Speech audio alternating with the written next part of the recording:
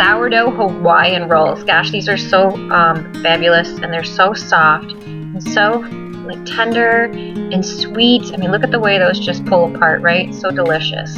So let's go quickly through this video on how we make it. So here I am melting the butter, and I added the milk and the sugar to it, melted it, mixed in the starter and the flour and the salt, and we just put it all together.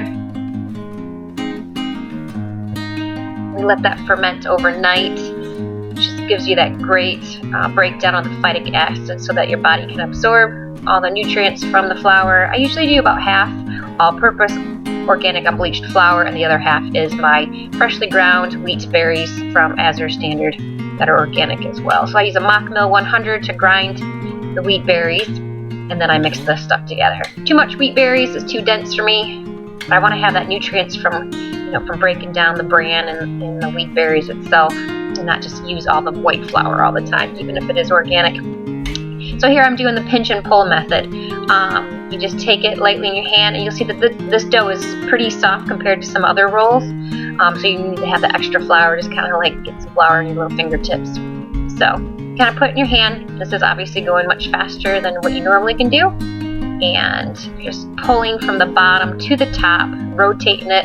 So you're creating that nice smoothness on the top.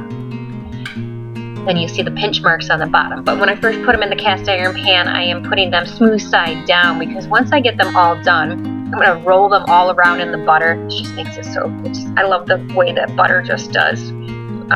Makes everything so nice and yummy. So see, I'm rolling them around and I'm flipping them back over so that the smooth part is on top.